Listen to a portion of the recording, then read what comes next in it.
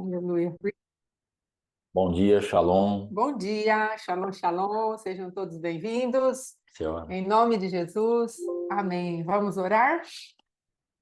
Pai, em nome de Jesus, muito obrigada pela tua presença, pela tua longanimidade para conosco. Obrigada porque tu és um Deus paciente, Senhor. Obrigada por tua misericórdia, teu sangue vertido na cruz que nos justifica, nos abençoe e nos livra de todo mal. Tu és o nosso Deus. Então, que sejamos cobertos, guardados pelo teu mover, teu agir, tudo quanto nos pertence, filhos, ó Rei da Glória, Nora, Pai querido, Letícia, Mateus. Tu venhas colocar o teu sangue sobre nós, Senhor, guardando, livrando todo o mal. Cada família aqui representada, Senhor. Tu és o nosso Deus e cremos na tua movimentação a nosso favor. Em nome de Jesus, amém e amém, graças a Deus. Amém, glória a Deus, aleluia. Vamos lá, então, eu que começo, Como sempre. mais ou menos. Amados, em nome de Jesus, nós começamos aqui esses dias, estamos fazendo os decretos de Esther, no item A ali que a gente colocou, depois B, a autoridade do povo de Deus, nós trouxemos ali 11 versículos, hoje nós vamos falar de mais 3, não é? Nós falamos ontem até o 9º, hoje nós vamos falar de mais 3. Então, nós vamos ver a forca, depois, daqui a pouco, para Amã, seus filhos e seu pai, vamos ali falar a respeito de um tipo de um tribunal que foi feito ali por Esther nesses dias todos, e é o que nós vamos fazer nesses dias a partir de amanhã. Amém? E aí, como nós nos apresentamos, e por último, os códigos. Então, você que recebeu ontem a folha, as 5 folhas, não é? Faça a sua atualização aí, porque acabou, nós colocamos algo a mais aí que ontem não conseguimos alcançar, mas hoje nós vamos falar a respeito disso. Então, faça a sua atualização em nome de Jesus. Amém? Então, vamos lá. Hoje, do que vamos falar? Vamos falar as transferências, os decretos, bases e códigos. O que quer dizer isso? Às vezes nós ficamos um pouco assim, o que quer dizer tudo isso? Mas são coisas tiradas da própria palavra de Deus que vêm para nos orientar, nos dar embasamento naquilo que nós podemos fazer ou não na presença de Deus. Shalom, shalom, minha irmã. Deus abençoe, missionária, em Bom nome dia, de bom dia. Jesus. Bom dia. Então, vamos lá. Para legitimar a nossa autoridade, nós trouxemos aí 11 versículos. Claro que existem muito mais versículos, tudo isso, mas achamos por bem trazer esses para que você já fique embasada que Deus sim dá autoridade para o seu povo para executar isso que nós estamos falando, que você e eu precisamos executar. Então, temos autoridade pelo poder da palavra de Deus. Sempre que vamos fazer algo no reino de Deus, é preciso ser legitimado, legalizado pela palavra de Deus. Irmã, você está falando para sermos legalistas? Não. Legalismo é uma doutrina que faz com que dependamos da nossa própria obra ou da lei para executar aquilo que Deus mandou a gente executar. Ela exclui aquilo que Jesus fez na cruz do Calvário, nos dando graça e dele mesmo vir habitar dentro de nós, para que aí sim, ele dentro de nós opere o querer e o efetuar. Então, em nome de Jesus, amados, vamos tomar posse daquilo que Deus está falando para nós. Você não vai usar a lei como algo seco, algo sem vida. Você vai usar os princípios eternos da minha palavra para que você seja favorecido, porque eu vivo dentro de vocês. Você está num lugar de liberdade, agora manifeste a libertação que eu quero te dar. Seja liberto. Você está livre e agora seja liberto. Em nome de Jesus. É isso que queremos fazer. Amém? Dificuldade da gente colocar a palavra para funcionar é porque, primeiro, que dá trabalho. Primeiro, que você tem que conhecer a palavra, você tem que ter isso revelado, você tem que tornar isso uma realidade espiritual, depois você aplica e depois você tem que viver isso. Então, são caminhos que a gente vai tendo que dá trabalho. Aí a gente vê as pessoas dentro da igreja fazendo o quê? Pastor, me manda uma renúncia. Pastor, me manda, o que eu posso decretar sobre isso? Pastor, qual a receita para isso aqui? Que oferta que eu posso dar para isso aqui? Entendeu? A gente começa a ver as pessoas querendo voltar lá nas práticas de acender a vela e matar o frango, porque é fácil isso daí. Sim. Isso daí é moleza. Por que a gente gostava daquilo lá? Porque você não tem compromisso com nada. Então, você vai lá, você dá lá o que o bicho pede e você toca a sua vida do jeito que você quer. Eu via, por exemplo, dentro da minha família, Pessoa que fazia lá na quaresma, lá não comia carne, não comia carne na quarta, não comia carne na sexta, e acende vela e vai não sei na onde, faz isso, cara. E saía com as mulheradas dele normal, Sim, entendeu? Então, para ele estava ótimo. A minha parte espiritual está feita e a minha vida aqui é problema meu. E o que Jesus vem para falar assim, ó, tua parte você vai fazer, a tua parte você vai fazer e a tua vida não é problema seu. Você faz o que, no sentido de você faz o que você quiser. Você tem uma regra para você cumprir. Você tem a palavra. Então, quando essa palavra chega e ela vai logicamente chocar com aquilo que a gente gostaria de fazer ou da forma que a gente gostaria de fazer, aí vai ser o problema. Então, a gente está falando, ó, você vai ter que gerar a palavra, você vai ter uma revelação disso, isso vai ter que entrar no teu coração, aí você vai ter que se arrepender, vai ter que se limpar, vai ter que ter um maior trabalho para sim. fazer isso. E aí a gente corre disso daí. Porque a outra parte é muito mais fácil. Ah, vou mandar uma oferta. Beleza. Mas você se arrependeu disso? Você realmente mudou o teu mundo espiritual nisso? Então nem manda oferta. Esses dias eu falei, não me manda nada, pelo amor de Deus, eu não quero essa oferta. Eu não vou receber essa oferta, essa macumbaria gospel, Deus me livre. Eu fazer parte desse altar que você quer levantar, eu não quero, não me manda isso que eu vou mandar de volta. Porque eu não quero esse dinheiro. Não estou atrás disso daí. Poderia pegar. Ah, manda aí, irmão. Mas eu não quero isso. Eu não vou me contaminar ou me corromper porque a pessoa está perdida. Então, o que eu recebo, o que a gente recebe dessas coisas são sementes. E Sim. sementes tem que ter realidade espiritual. Não é assim, falar assim, eu vou mandar lá uma... Não, mas semente tem realidade espiritual. Tem que ter palavra, tem que ter aquilo que Jesus gera e você faz algo dentro da palavra. Sua semente tem que estar encaixada na palavra. Não dá para você inventar uma semente. Eu vou inventar uma semente. Amém? Amém. Eu quero colocar também, porque as pessoas às vezes nos chamam de judaizantes, porque justamente estamos nos rituais, como o pastor Alexandre está falando. Estamos com macumbaria gospel dentro da igreja. Ah, o mezuzá. Ah, como é que fala? O candelabro de 9 pontas, de 7 pontas, e aquela coisa toda envolvendo um ritual tirando Jesus do centro. Deus não está nisso. Amém? Em nome de Jesus. Outra coisa, amados, eu tenho algumas pregações que falam a respeito da fé. A fé, ela é humilhante. Precisamos entender isso.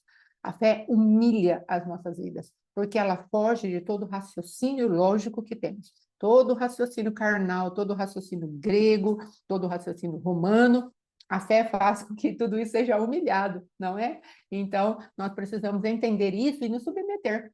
A fé, ela vai de encontro com aquilo que é o homem em si mesmo. A fé mata a humanidade do homem, o adâmico do homem, o carnal, o satânico do homem. Então, e ela é trabalhosa. Amém? Então, vamos lá. Aí nós falamos a respeito de alguns decretos, como que eu posso dizer, a respeito de versículos para legitimar a nossa autoridade em Deus, que é isso que precisamos, estar legitimados em autoridade. Isso precisa ser uma realidade espiritual, porque senão serão só palavras vazias, não vai adiantar não, certo? Aí, então, João 16, 23, 24, 26. Naquele dia nada me perguntareis. Então, o Senhor está falando do quê? Naquele dia pedireis em meu nome. Então, Deus deixou um nome, como falamos, é uma procuração para que nós possamos colocar ali, preencher os nossos pedidos diante de Deus para que a nossa alegria seja completa. Deus não quer um povo triste, um povo cheio de necessidades e carências e dores, passando por problemas terríveis que nunca tem solução. Não. Jesus veio para tirar a treva de nós. E a treva nos faz sofrer. Amém? Aí depois, Jeremias 1. Eu quero falar aqui desses versículos que fala. Vê, eu hoje concedo autoridade a ti sobre as nações e reinos da terra, para arrancar, despedaçar, destruir e exterminar, mas também para edificar e plantar. Uma coisa que eu quero falar para você, querido, se você não participou da edificação de algo, ou seja, no sentido de trabalhar com algo, arrancando, destruindo fundamentos, não venha trazer, assim, a gente chama de serrar de cima, não venha trazer fundamentos onde já há fundamentos, não tenha cuidado com a jurisdição a qual Deus te pôs, tenha cuidado de se movimentar sempre dentro de um equilíbrio, se você não está envolvido naquele projeto de uma maneira inteira, não execute juízo sobre aquilo sem a permissão de Deus. Então, Deus fala arrancar e plantar, destruir e edificar. Então, tenha cuidado. Amém? Se você não tem intenção de ajudar a construir, não destrua nada. Me lembro daquele homem, Neemias, quando ele fala, vai tudo bem com o nosso povo? Ele estava envolvido naquela pergunta. Porque às vezes nós falamos para a pessoa, vai tudo bem? Mas não estamos envolvidos com a pergunta. Aí a pessoa, nós não estamos preparados. Aí quando a pessoa fala isso, nós damos uma resposta superficial, porque não estávamos envolvidos com a pergunta que fizemos. Então precisamos ter cuidado. Não entre destruindo ou querendo edificar aquilo que não há envolvimento teu na circunstância, na situação. Amém? Aí depois, o Senhor fala, mas tu prepara-te. Por que Deus fala isso? Porque nós seremos dardejados. Não adianta nós queremos fazer uma guerra contra o império das trevas sem nos prepararmos na alma para termos o contra-ataque, que foi o que o Alexandre falou esses dias a respeito de você escolhe um estilo de barba desse, você vai ser bizarro. Aí as pessoas podem rir de você. Você está preparado para o escárnio? Ou como eu falei, das minhas roupinhas, não é? Então eu gosto do estilo de roupa que eu gosto, e acabou. Não adianta eu querer ser outra pessoa ou usar, não ponha brinco, 7h30 da manhã, por que você está com a sobrancelha arrumada e tudo mais? Porque eu decidi ser assim. Então eu preciso estar preparado para o confronto e não me importar com isso. Então prepara-te, cinge os teus lombos, porque se você vai levar uma palavra para arrancar e depois para edificar, para plantar, então você pode estar muito bem preparado. Por quê? Porque Neemias era chamado, Jeremias era chamado de profeta chorão. Por quê? Porque ele não tinha domínio sobre as emoções dele. E Deus falou o quê para ele? Olha, Jeremias, se você age assim com aqueles que estão a pé, imagine quando vierem os que estão a cavalo. Ou seja, ele não tinha suporte para vencer aquilo que as emoções dele falavam para ele. Ele vivia se lamentando, ele era extremamente melancólico no seu temperamento. Então, ele falava, por quê? O dia que eu nasci pode ser amaldiçoado. Ele estava meio Jó na sua maneira de ser, porque ele não tinha estrutura. Rins fala a respeito das emoções, amados, e às vezes não estamos com nossas emoções em ordem para suportar as demandas as quais Deus nos deu como profetas de Deus. Jeremias precisava ser profeta de si mesmo. Há um convite de Deus para nós. Se estabeleça naquilo que eu digo a teu respeito, porque senão você vai temer o inimigo, e o inimigo vai...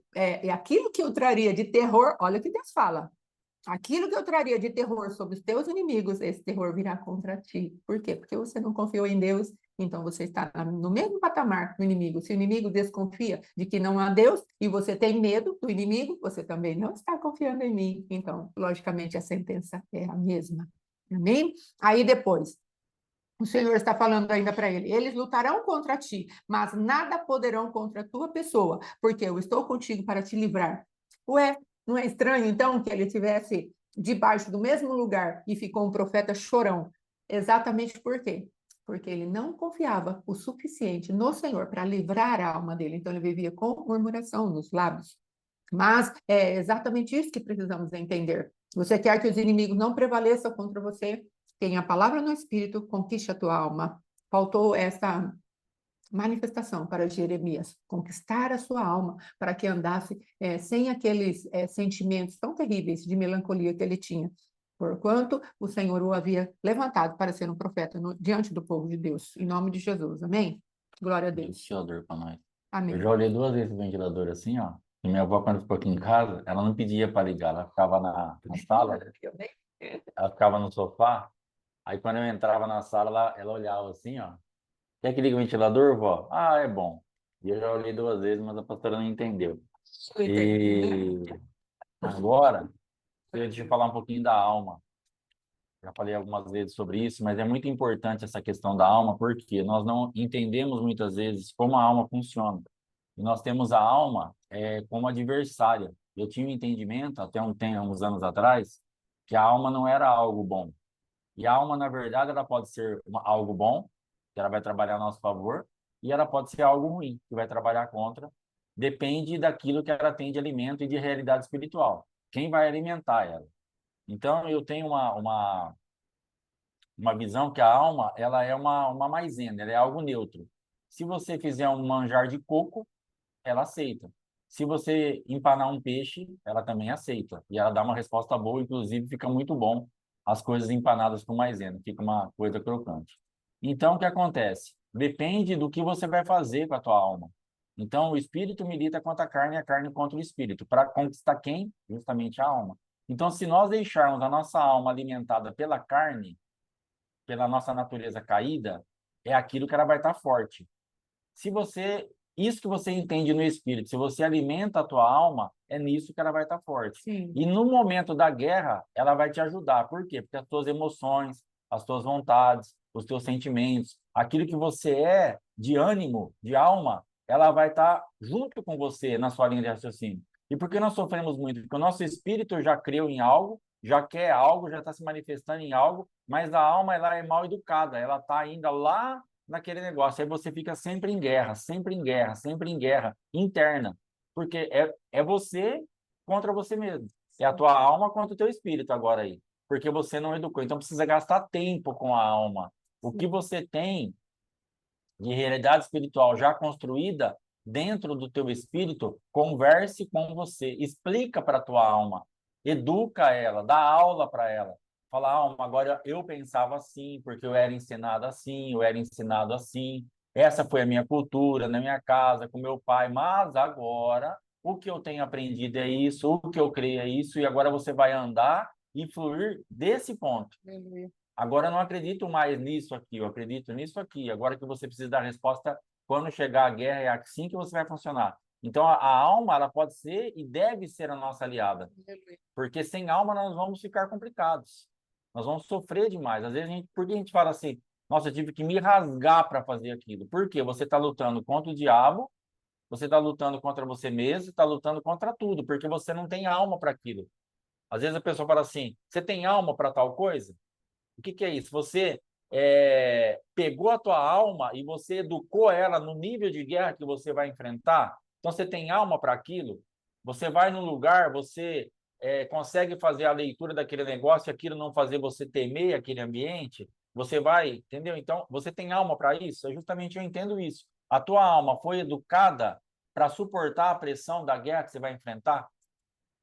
Então, eduque a tua alma de acordo com aquilo que você tem no teu espírito. Amém? Em nome de Jesus. Isso mesmo. Então, nós estamos aqui falando de autoridade, daquilo que Cristo deixou para nós. E precisamos que a nossa alma faça a leitura do nosso espírito. É ela que lê o nosso espírito. Depois que a nossa alma é conquistada, ela fica adornada para Deus. Olha que coisa tremenda. Mas ela precisa ser conquistada. Amém? Aí vamos lá. Salmo 115, versículo 16. Os céus do céu são os céus do Senhor, mas a terra deu-a aos filhos dos homens. Então Deus está falando, eu peguei a terra, fiz ela maravilhosa e estou entregando para vocês. A terra, nós queremos dizer toda a parte aí cósmica, no sentido de segundo céu. Amém? Então, o segundo céu e a terra foi nos dado. E precisamos executar gerência, domínio sobre a terra. Que nós voltamos lá em Cristo Jesus, nós voltamos lá em Gênesis, capítulo 1, que fala a respeito, olha, domínio, sujeite, não te povoe, exerça autoridade. Amém? Em nome de Jesus. Então, tudo isso daí é para falarmos a respeito da autoridade que temos, para depois entrarmos naquilo que o Senhor preparou nessa época de Purim para nós. Amém? Vai. Lucas capítulo 19 vai falar a respeito de Zaqueu. E hoje o pastor estava falando uma palavra a respeito dessa linha de raciocínio de colocar a palavra para funcionar. Aleluia. Então, quando Zaqueu ele tem aquele encontro com Cristo, ele sobe lá no sicômoro e ele é visto por Cristo, chamado por Cristo para descer, porque eu vou pousar na sua casa. E aí se levanta uma grande celeuma, porque quem é esse Jesus que vai dormir na casa desse cobrador de imposto, desse pecador, tudo aquilo mais? Mas Jesus vai lá, só que Zaqueu fala algo que é crucial para que nós entendamos que ele recebeu realmente uma visitação de Cristo. Ele fala assim, eu vou dar metade do que eu tenho aos pobres e vou restituir 4 vezes mais aqueles que eu defraudei. Ou seja, ele estava dando uma dilapidada boa na fortuna dele, porque ele entendeu aonde realmente agora habitava a sua riqueza. Aleluia. Então, é nesse ambiente que nós vamos ter que andar. Jesus ele combate uma das vezes que o contestam por ter feito uma cura no sábado. Eu acho a contestação assim mais forte. Ele fala assim: se cair num buraco em dia de sábado um filho ou um animal, você vai tirar ou você deixa lá? E aí eles se calam e saem de perto, porque não tinham resposta. Porque Jesus mexeu em duas bases muito fortes da nossa vida. No amor a pessoas que nós amamos, que está falando de filho, e no bolso, no dinheiro. Então ele estava falando assim, vocês são mentirosos e hipócritas, porque vocês falam que vocês guardam o sábado até onde interessa para vocês. Porque a hora que mexer no seu bolso, ou mexer naquilo que você ama, vocês vão embora com a boca fechada. Então vocês não fazem de verdade isso. Vocês estão colocando um jugo aí sobre as costas das pessoas, mas que vocês mesmos não vão fazer. Então o Zaqueu, ele foi tocado exatamente nisso, mexeu no bolso dele.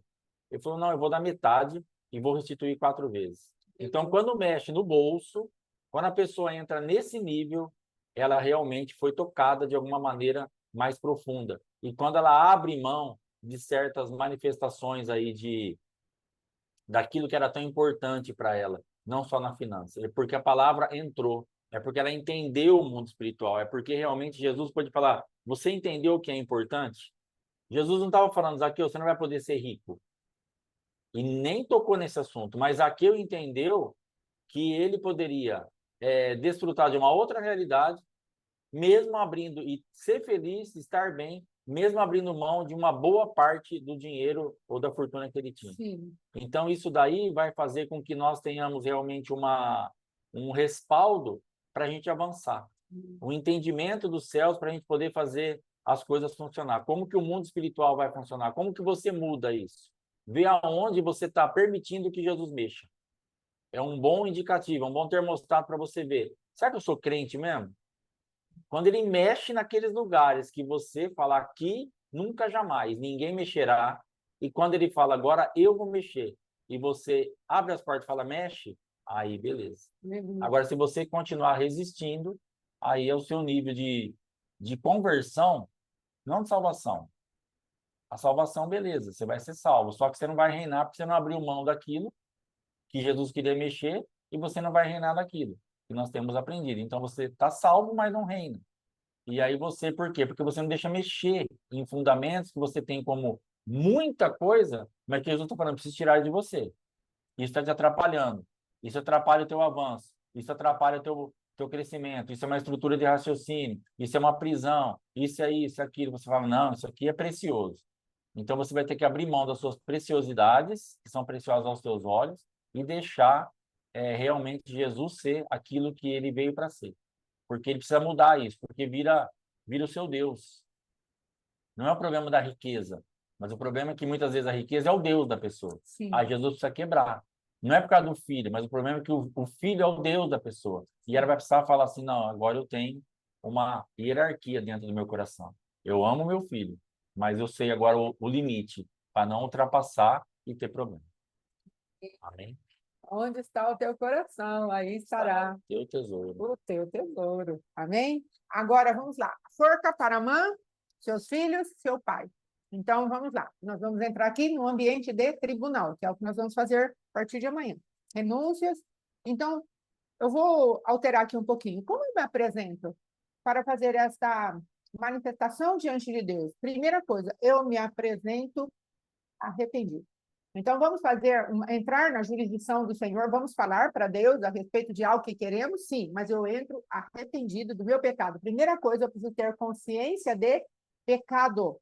Então, aqui, agora voltando na sequência certinho, relembra a palavra que Deus nos deu. Relembra o teu passado para mim, vamos discutir a tua causa. Isaías 43, 26. Apresenta as tuas razões e motivos para que possas justificar-te. Então, Deus não está falando para você e para mim, sofra de boca fechada, fique aí na tua miséria, fique aí na sua enfermidade, fique aí no seu desconsolo, fique aí no seu canto. Não, Deus fala, se achegue para cá, me apresenta, olha o que ele fala, vamos discutir a tua causa. Então haverá argumentação. E aí, como você vai argumentar? Sempre dentro da palavra. Isso inclui os teus sentimentos. E isso inclui os teus pensamentos, as tuas dores, as tuas angústias. Inclui tudo isso, porque Deus não quer que a gente chegue lá com uma alma como se ela não existisse. A nossa alma, ela precisa falar diante de Deus. Ainda que depois e sempre é necessário que o Espírito dê A palavra final, que é como o pastor Alexandre falou, uma alma maizenada. A alma, ela está cheia de coisas ruins. Se você alimentar as coisas ruins, ela vai manifestar as coisas ruins. Agora, se você puser o sangue de Jesus nessa alma, aí essa alma vai ser purificada e ela vai ser adornada para Deus. Então, o que nós vemos aqui, Deus falando, desperta minha memória. Despertá-lo é fazê-lo lembrar. Você me disse que ia fazer isso e não fez. Como está isso diante dos teus olhos? Nós vamos falar com Deus. Senhor, não com arrogância, não com prepotência, não colocando Deus na parede, como determinadas pessoas pensam que podem fazer. Mas vamos falar para Deus. Deus, eu estou em tanta angústia, em tanta aflição, tem tanto inimigo me perseguindo. Como Davi ele falou diante de Deus, olha, Senhor, cresceram os meus inimigos, muitos são os meus adversários, Salmo 3, mas ele se levantou e disse aquilo que a palavra dizia a respeito dele, mas tu, Senhor, és meu escudo, és a glória e a força para que eu vença. Não vou temer os 10 milhares que me cercam, tomando posição contra a minha alma. Então, é exatamente isso que Deus está falando. A tua alma está aperta, está em perigo. Apresente a tua alma para mim, mas apresente também a minha palavra. O que minha palavra diz a respeito da sua circunstância? O que a minha palavra diz a respeito da enfermidade? O que a minha palavra diz a respeito do teu filho? O que a palavra diz a respeito da mentalidade que você carrega? Então, é sempre assim, apresentamos o problema, mas também concordamos com aquilo que a palavra fala. Aí depois, entremos junto em juízo, ou seja, apresenta a minha palavra. O que ela diz? Qual é o juízo? A palavra de Deus ali no Salmo 51 de Davi, ele fala assim, de maneira que tu serás sido justo ao me julgar e puro ao falar ao meu respeito. Que coisa tremenda que Deus está falando. Justo ao me julgar e puro ao falar ao meu respeito. Não há más intenções em Deus. Ele é justo e ele é puro. Então, ele vai falar a verdade a meu respeito. Ele vai dar um caminho plano para mim. Então, nós precisamos entender isso. O que a palavra de Deus diz a meu respeito? Ela vai trazer as palavras ou a fonte de vida eterna. Então, o Senhor, ele espera que nós confiemos naquilo que ele está dizendo. Se ele falar para você, você está errado, estamos errados. Se ele falar, você está certo, você está no bom caminho, então estamos certos e no bom caminho. Mesmo que aquilo seja muito desafiador para nós, como falamos, a respeito da fé de ser humilhante. Por quê? Vamos pegar o exemplo lá de Números, capítulo 13, se eu não me engano, quando os homens foram à terra prometida, Deus falou, espia a terra. Dois homens voltaram humilhados pela fé que eles tinham que ter. E 10 homens voltaram totalmente rebelados contra a fé. Eles só ficavam olhando para aquilo que eles estavam vendo, não olhavam para a promessa e para Deus. Então, os olhos deles foram maus. Então, Deus está falando, para onde você olha, vai determinar o teu futuro. Então, você não vai conseguir trazer a minha memória ou discutir comigo dentro do patamar que eu quero, se você olhar para a circunstância, traga a minha palavra. Então, olhe para mim. Então, Josué e Caleb olharam para o Senhor. O que ele diz a respeito disso? O que ele diz a respeito dos inimigos, que nós vamos comê-los, devorá-los como pão? Então, eu vou fazer isso. Josué e Caleb tiveram esse entendimento. Agora, qual é a palavra que Deus nos dá? E nós brigamos com essa palavra, porque a fé é humilhante. Então, é exatamente isso que Deus vai fazer. Você vai entrar no tribunal com Deus, associe-se à minha palavra. Em primeiro lugar, em arrependimento. Depois, em justificação. Olha o que ele fala aqui no último, para que possa justificar-te, porque a palavra de Deus, em primeiro lugar, o Cristo vivo, posicionalmente, nos justificou diante do Pai. Aí depois, no dia a dia, essa mesma palavra vai nos justificar. Então, Senhor, o que o Senhor diz a respeito dessa grande cidade que nós precisamos nos assenhorar? O que é que o Senhor está dizendo? Vocês são os devoradores deles, vocês vão comê-los como pão. Então, é isso que ele está dizendo. Não importa as dores, não importa as dificuldades, não importa que a tua alma e a tua carne estejam gritando. Execute aquilo que Deus falou. Não estou falando que será fácil, estou falando que é possível. Então, você vai entrar arrependido, justificado, com o advogado de defesa na terra, que é o Espírito Santo, a testemunha fiel que está dentro de nós, e ele vai nos dirigir falando, olha, aqui você está errado, aqui você está certo, mas vamos para o sangue?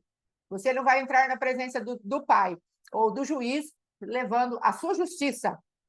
Você vai entrar na presença do Pai levando o Cristo vivo, justificado. Então, vamos lá, eu vou acompanhá-lo nesse julgamento, a testemunha fiel, o Espírito Santo da verdade. Depois, o advogado lá no céu, que é o Cristo vivo, o sumo sacerdote, novo e vivo caminho, que vai falar a nosso favor, Vamos entrar nesse lugar confiando naquilo que Cristo fez. E depois, qual é a minha autoridade? A minha autoridade é aquilo que Deus fala lá em Lucas, capítulo 10, 19. Pisarei serpentes e escorpiões, e toda a força do maligno, e nada absolutamente me causará dano. Então, isso que é você entrar em um lugar sabendo quem vai te dar a palavra de vitória. Ah, pastora, mas eu fiz errado. Por exemplo, no caso do aborto. Eu e meu esposo fizemos errado, 2 abortos voluntários, ambos voluntários. E agora? Está errado? Sim.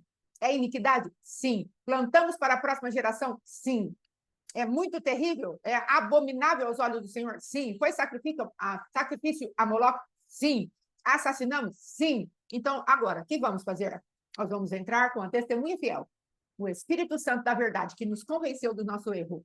E aí o sangue de Jesus, ele é aberto como a torneira ali, começa a jorrar sobre nós e vai nos lavando da nossa iniquidade e vai lavando a próxima geração. E aí nós ficamos limpos diante de Deus. E aí, neste lugar onde o sangue de Jesus e a sua morte nos justificou, nós sentenciamos os perseguidores de linhagem. Entende como que funciona isso? Em nome de Jesus. Nesse aspecto, eu tenho ficado feliz na parte do arrependimento na profundidade que pecou. Porque agora já faz um ano aí que a gente está batendo em cima dessa tecla, e as pessoas que a gente atende, que a gente tem mais convívio, que estão congregando, que estão acompanhando, geralmente as pessoas falam assim: eu me arrependi na profundidade que eu pequei. Glória a Deus. Como vocês falam, arrependimento da profundidade que eu pequei. Então, o que acontece? Está se estabelecendo uma cultura de arrependimento nas pessoas que estão nos ouvindo, nesse padrão. Arrependimento na profundidade que pecou. E está funcionando. Então, é muito importante a gente entender. Faz a leitura do pecado, isso aí a gente normalmente fazia. Tem uma resistência, né? Muita gente fala assim, não, mas eu não fiz isso e tal. Mas quando a pessoa consegue romper, porque são etapas que a gente vai rompendo. Primeiro você chega na pessoa, ela nem reconhece que pecou. Depois ela é convencida que ela pecou. Aí depois que ela reconhece aquilo como pecado, para ela entender os desdobramentos do pecado e para ela se arrepender até onde ela foi, aí nós vamos entrando em outro tipo de processo. Sim. Mas graças a Deus nós temos visto uma movimentação dentro desse ambiente de arrependimento na profundidade que pecou, buscar os desdobramentos de pecado. Então nós temos visto que existem marcas que elas são comuns em todos os tipos de procedimento. Então, no aborto, não tem como não ter feito um sacrifício a Moloque, não tem como não ter impedido uma geração. Então, todo mundo que abortou vai fazer isso, um aborto que a pessoa quis fazer mesmo. Sim. Então, o que acontece? Dentro disso, nós vamos poder levantar os desdobramentos. Dentro do adultério, é mentira, não tem como. A pessoa vai ter que mentir, porque ela tem que mudar a rotina, ela tem que mudar o horário, ela tem que fazer um monte de coisa ali que ela não fazia para ela poder estar com a outra pessoa, porque ela tem um marido, ela tem uma esposa. Sim. Então, o desdobramento do adultério, mentira, financiamento de... Então, você vai explicando e a pessoa vai entendendo isso. Então, é importante, e eu estou feliz com isso, porque as pessoas... A necessidade do arrependimento na profundidade que pecou para limpar esse mundo espiritual. Amém? Porque precisamos entender, amados, que nós pecamos, aquilo que aconteceu foi mal para nós? Foi mal. Sim, haverá consequências, mas verdadeiramente nós tocamos a santidade do Senhor, nós entristecemos o coração de Deus. Jesus foi marcado pelo nosso pecado. As marcas da cruz de Cristo, ela foi feita pelo meu pecado e pelo teu pecado. Então, nós podemos fazer vista grossa com o pecado. Porque quando aplicamos o sangue de Jesus, aonde é apagado esse sangue, aliás? Onde é apagado esse sangue? É apagado do próprio corpo de Cristo, que foi mutilado por causa de nós. E aí o Pai olha e fala, ele colocou o pecado dele lá em Cristo, foi apagado, o escrito de dívida foi apagado. Então, ele vem e pode nos tirar de lá. Porque o próprio Deus está esperando que nós usemos o sacrifício de Cristo a nosso favor. A justificação nossa, diante do nosso pecado diário, está naquilo que Cristo fez na cruz do Calvário. Então, não adianta nós chegarmos com a nossa argumentação. Senhor, eu fiz o aborto, sabe? Porque eu estava numa situação muito difícil. Eu estava numa situação, assim, de extrema necessidade, porque eu estava traindo o meu primeiro namorado, estava enrolada com o Alexandre, e aquela situação vexatória. Então, eu estava com medo das consequências do meu pecado. Então, eu vou lá e assassino uma criança. O meu argumento não vai adiantar diante de Deus. Eu tenho uma justificativa plausível para o meu assassinato, mas isso não vai fazer nenhuma diferença diante da santidade do nosso Deus. Ele vai olhar para nós e vai falar: entre comigo em juízo para que você possa justificar-te. Ou seja, apresenta as tuas razões. Só que a razão final é o Cristo vivo. Lá em Apocalipse, Deus fala: Cristo é a razão de Deus. Ou seja, Deus tem sempre razão. Isso é pecado, e não importa pelo que você errou o alvo, pelo que você transgrediu, foi iníquo, foi impiedoso, não importa. O que Deus vai falar para nós é: arrependa-se. Ele não está ocupado em as nossas justificativas. Você pode falar das suas justificativas, sim. Ele vai ouvi-las, mas depois encaminha as suas justificativas para a justificativa maior, que é o Cristo vivo, que foi massacrado e moído por nós. Ele morreu por nós. E é esse lugar que Deus espera que nós coloquemos todas as nossas justificativas. Por quê?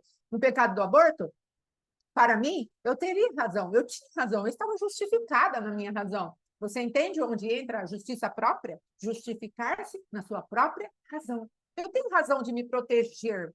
Afinal, eu estou com um marido que não me é bom, então eu vou me proteger. Mas isso, essa proteção que você e eu levantamos, se chama justiça própria. E quando eu a deixo, quando eu me humilho, confiando que Deus é poderoso para me guardar de um marido que não está nem aí comigo, eu tenho que esperar o tempo de Deus e ver qual é a palavra que Deus me deu em relação a esse marido. Deus falou: fica, eu fico e confio nessa palavra. E no dia a dia eu teria que pegar essa palavra para ser um escudo na minha vida. Agora, quais foram as machucaduras que ocorreram na minha vida?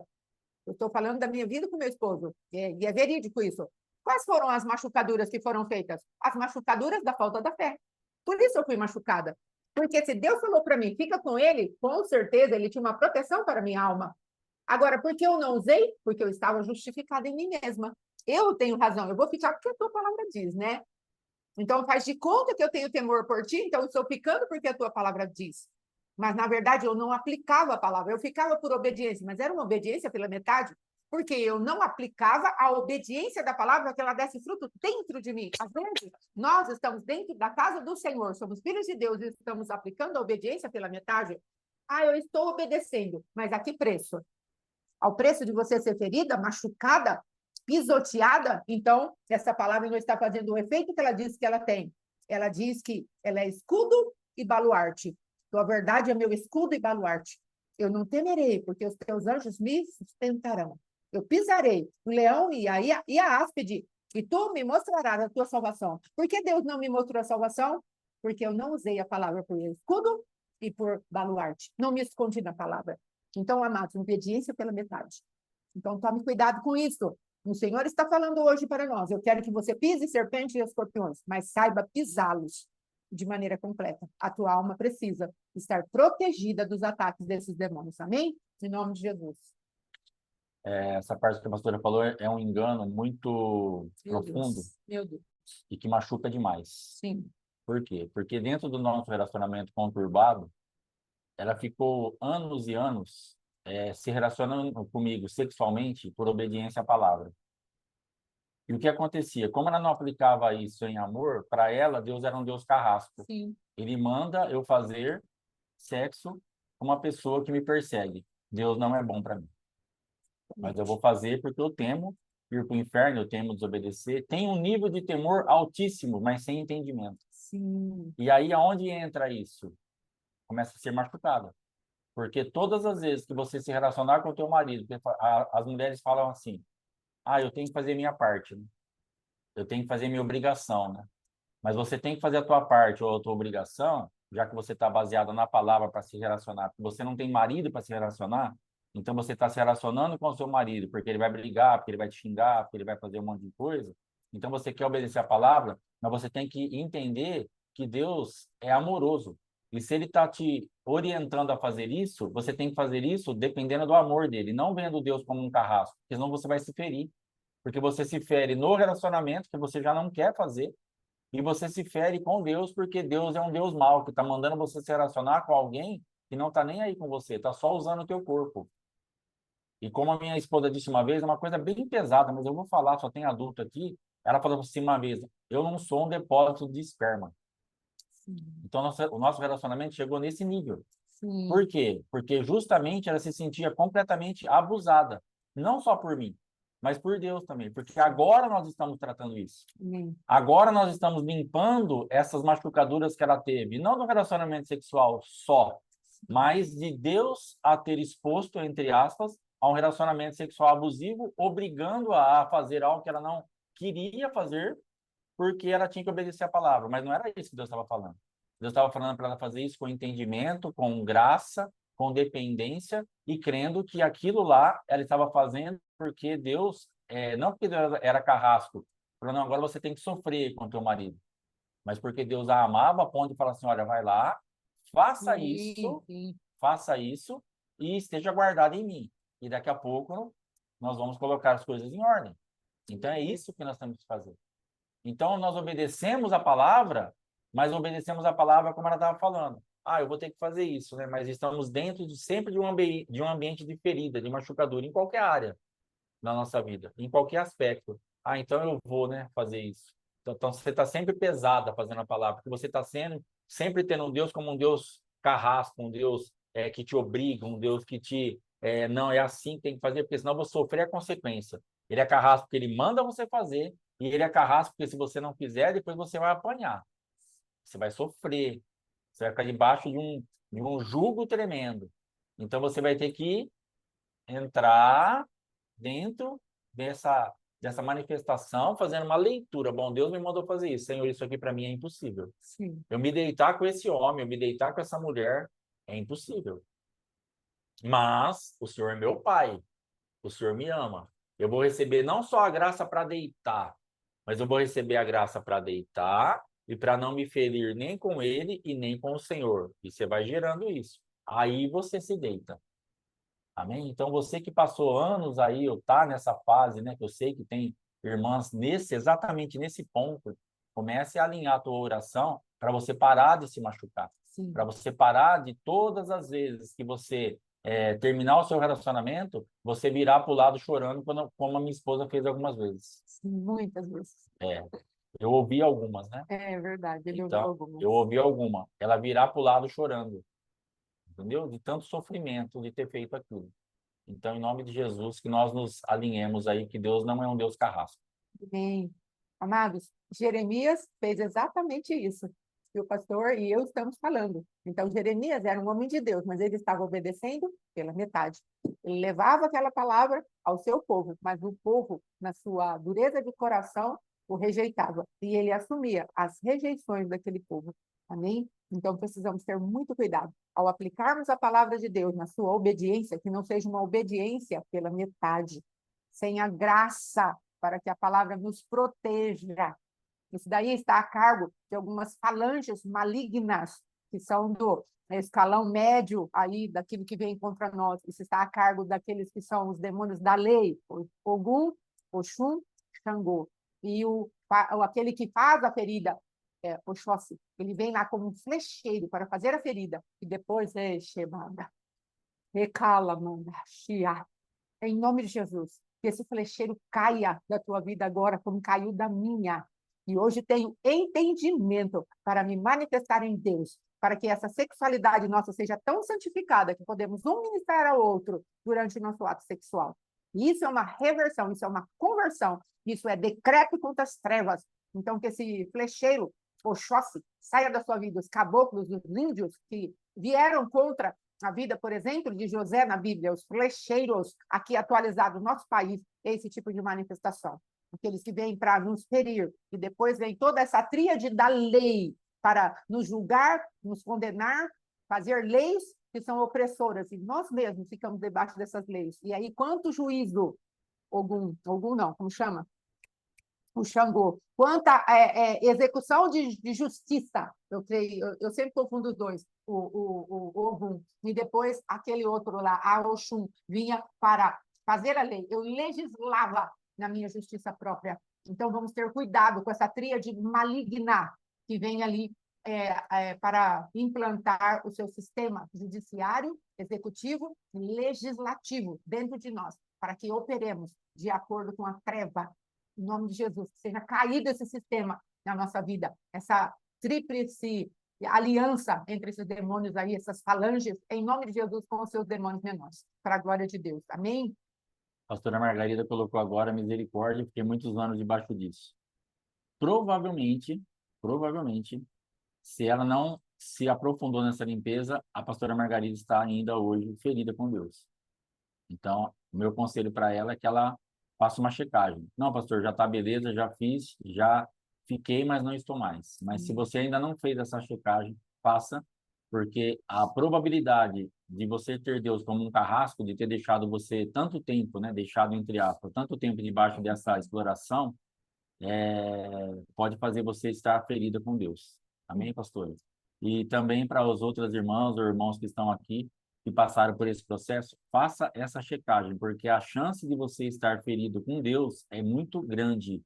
Então você precisa limpar isso, porque isso está te fazendo mal. E agora, o nome daqueles que são destacados para fazer mal contra nós em relação a Deus se chama Pazuzu.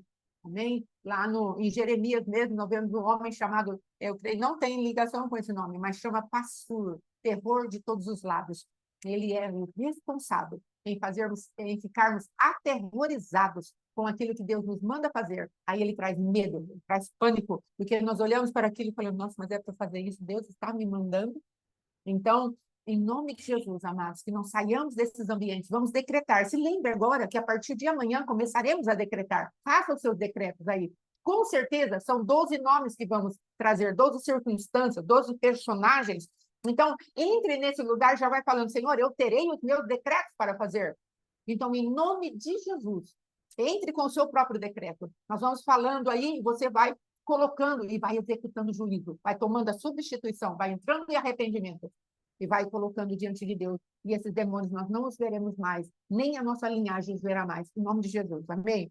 E aqui é exatamente isso, olha, Deuteronômio 7, 24 a 26, ele vai falar aqui, ó, mas o Senhor teu Deus te entregará e lhes infligirá grande confusão, até que sejam destruídas.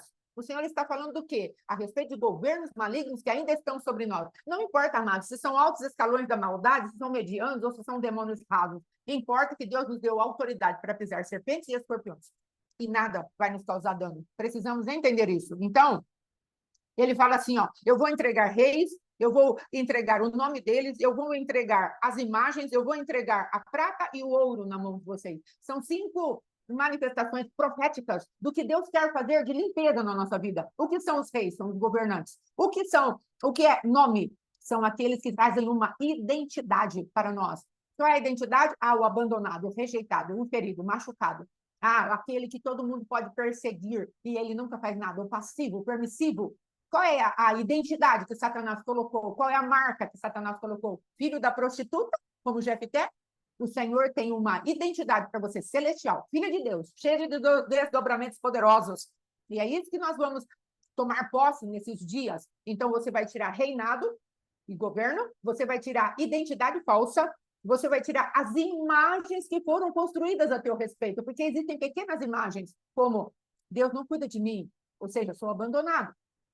Deus não está nem aí para o meu problema, ou seja, para Deus é indiferente o meu sofrimento. Tudo aquilo que foram imagens construídas ao teu respeito, ao teu redor, circunstâncias que você nunca consegue sair. Então, são as imagens. E Deus vai tirar o ouro e a prata. O que quer dizer isso? O ouro são lugares de aparente glória, são lugares onde reluz, né? Fala, nem tudo que reluz é ouro, mas nós estamos ali encantados com aquilo, com aquela glória. Aquilo nos faz bem, aquilo nos sacia, aquilo é bom para nós, aquilo nos justifica diante dos nossos próprios olhos. Então eu vou agir assim, eu estou com esse sentimento de vingança, mas eu vou agir assim, porque pelo menos eu fico satisfeita. Quando meu esposo vem contra mim, eu berro, porque isso me faz satisfeita. Vai começar uma discussão, eu não quero calar a minha boca, porque eu quero ganhar. Ouro enganoso, mentiroso, reluz, brilha, mas não vai satisfazer você na nova criatura que você é. Vai satisfazer demônios, a carne, Satanás e o império das trevas. E a prata, qual é a prata? São os fundamentos da nossa própria argumentação diante do Senhor. Senhor, eu tenho razão. Não, Senhor, mas eu fiz isso porque ele fez isso. A prata. Prata quer dizer fundamento, profeticamente falando. Observe que as tábuas do tabernáculo elas eram encaixadas num fundamento de prata. Então, prata é um fundamento, é uma manifestação das trevas na nossa vida quando a aplicamos para o mal. Então, o Senhor está falando, eu quero que vocês façam isso, porque se vocês trouxerem essas coisas para dentro da casa de vocês, isso vai ser por maldição, e vocês serão amaldiçoadas como ela. Ou seja, isso entrando dentro da nossa casa, dentro de nós, e nós não gastando tempo para tirar essas imundícias de dentro de nós, o Senhor está falando, vocês estão incorrendo em maldição, certo? E é o que queremos arrancar, as maldições que vieram contra nós através da movimentação ali, dos encantamentos e das manifestações de Amã, os seus filhos e o pai dele, em nome de Jesus. Agora, os códigos. Então, esse Salmo 109, do 17 ao 21, eu achei por bem, amados, ali, depois de falar com o pastor, nós conversamos um pouco, falamos a respeito de uma palavra, mas veja aqui, eu tinha pego, por conta desses dias, termos recebido uma palavra muito forte a respeito de ossos, que são tocados pelo azeite, ou seja, as estruturas começam a ser tocadas por uma unção, e eu achei muito maravilhoso isso, mas acabou o Senhor aumentando o meu entendimento a respeito desse salmo, nesses versículos mais. Então, olha, amou a maldição, ela o apanha. Isso é um princípio. Você ama, aquilo te apanha. Você detesta, aquilo vai se apartar de você. Aquilo que você dá esse amor, veste a minha vida e veste a sua vida como túnica. Depois, aquilo que nós damos atenção e ouvido, ela vem como uma água que penetra o nosso interior. Se é maldição, ela vai penetrar o nosso interior. Se é bênção, ela vai penetrar o nosso interior. Como o azeite penetra nos teus ossos. O que vamos escolher? A bênção ou a maldição? Porque cada um dos dois virá como um azeite. Aí depois, é uma roupa que cobre, é um cinto que cinge, e haverá um galardão da parte de Deus. São 8 códigos proféticos que o Senhor está dando para nós. O que vamos escolher? Nós vamos ficar com as bênçãos e tudo isso vai acontecer, o apanhar a bênção, aquilo que a maldição agora, então, ela vai se apartar de nós, ela vai nos vestir como túnica, ela vai como água penetrar o nosso interior, ela vai como azeite tocar até as estruturas para destruir o que é maligno, ela vai ser uma roupa de dignidade em Cristo Jesus, que vai nos cobrir, ela vai ser um cinto da verdade que nos cinge, e ela vai ser o galardão de Deus para nós. Nós vamos ter que decidir, é isso que queremos executar nos próximos dias. A nosso favor, somos o povo de Deus, e queremos estar revestidos com a bênção, que a maldição se aparte de nós, de todas as maneiras, que nós entremos nesse período, tendo confiança que Deus, sim, nos outorgou a autoridade. Outorgar é uma palavra jurídica, que quer dizer alguém que dá autoridade para. Então, vamos usar a nossa autoridade, porque Deus nos deu autoridade, dentro dos protocolos eternos do Senhor. Arrependimento, justificação em Cristo, usar a palavra de Deus de acordo com aquilo que Ele quer, nos colocarmos alinhados com a testemunha fiel, com o sangue de Jesus Cristo e executar o juízo. Saia, seja desligado de mim, saia da minha parentela, seja expulso, ambiente espiritual, seja cortado, seja tirado. É isso que Deus está nos mandando fazer. Então, nesses versículos encontramos códigos de vitória para nós, que tomemos posse de cada um deles em nome de Jesus. Tudo que nos é contrário será fragilizado para total destruição, e o novo do Deus eterno se manifestará a nosso favor. Amém? Então, é isso que nós queríamos trazer, né? Eu queria trazer nesse momento para que as nossas vidas sejam tocadas por aquilo que a palavra de Deus diz. Marta ouvia a religiosidade. Maria ouvia a palavra de Deus. E a palavra de Deus, ele diz assim, e essa boa parte que Maria escolheu, jamais lhe será tirada. Ou seja, ela tem peso de eternidade. Se nós decidirmos ouvir a palavra de Deus e nos comportarmos de acordo com aquilo que ela faz, tudo isso será plantado para a eternidade. Então, vamos escolher bem a partir de amanhã, em nome de Jesus, já vá se preparando, se for necessário, Deus te der comando, jejue, vamos executar o juízo contra aquilo que o adversário tem levantado contra nós. Amém? Em nome de Jesus. Glória a Deus. Amém. Você que vai fazer essa limpeza na tua vida aí, essa checagem, já aproveita e coloca. Às vezes que você se relacionou ou ficou, né, com o marido e se relacionou por medo de passar fome, por medo dos filhos passarem fome, por medos de o que eu vou fazer com essas duas, com 3, com 4 crianças, depois eu vou para a rua, eu vou, mesmo que eu ficar em casa, como que vai prover? Então, todos esses ambientes que foram te ferindo, medo de apanhar, coisas dentro do relacionamento que você foi obrigado a fazer, que você não queria fazer, isso te machucou também. Então já aproveita que vai entrar na presença de Deus e dá uma faxinada geral aí, em nome de Jesus. Amém? Eu queria falar um pouquinho aí do que a gente fala no finalzinho, a respeito de... Eu assisti 2 séries, uma é o Lupin e a outra o Lista Negra, do Blacklist. E às vezes, e o que acontece nessa série, nesse tipo de série que a gente assiste? A gente começa a se envolver demasiadamente com o ladrão, com o bandido, com o assassino, porque a gente vai torcer por eles. É normal. E eu fiquei tão preso naquela série lá no The Blacklist por causa justamente do Hamilton Harrison lá, que é o cara mais tranqueira que tem na série.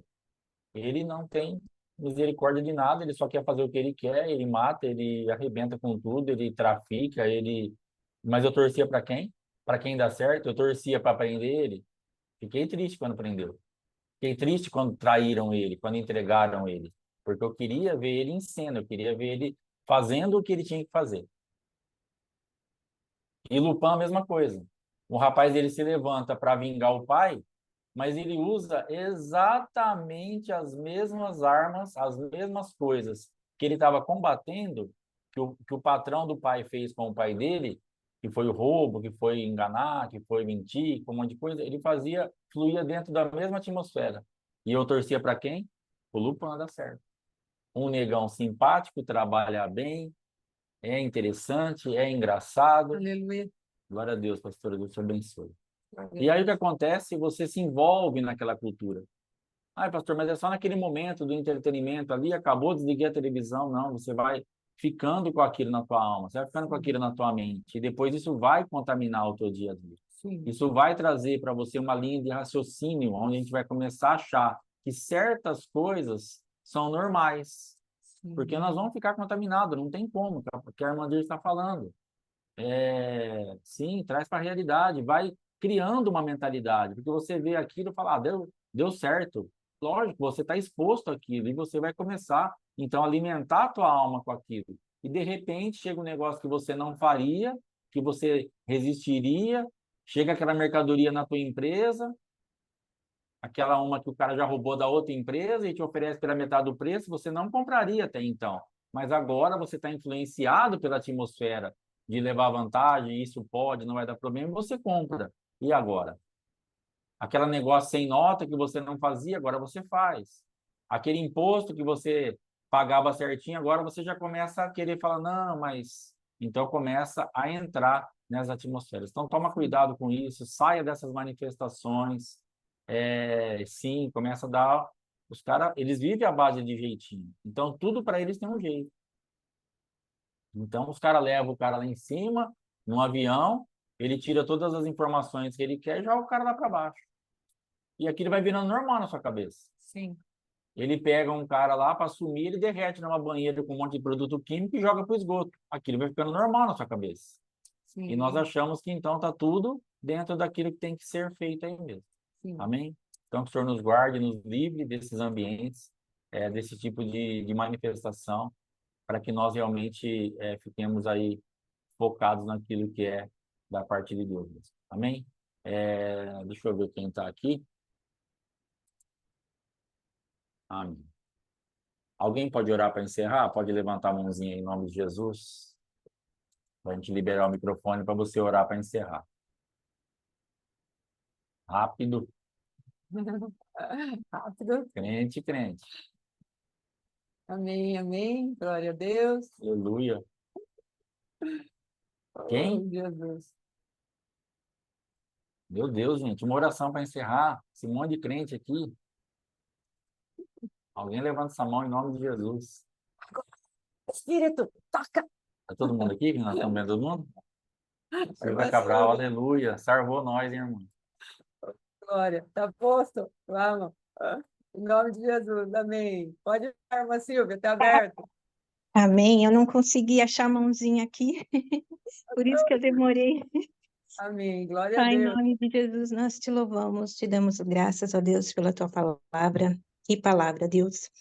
Assim como ela foi revelada ao coração dos pastores, seja assim sobre as nossas vidas. Pai, que essa palavra venha como revelação, que ela venha se tornar vida em nós e que nós venhamos ter um entendimento. Pai, Espírito Santo, em nome de Jesus, que o Senhor inquiete o nosso coração hoje sobre essa palavra, que nós venhamos entender os cuidados e o amor do Senhor sobre as nossas vidas, mesmo no nosso sofrimento. Em nome de Jesus, nos abençoe e nos guarde.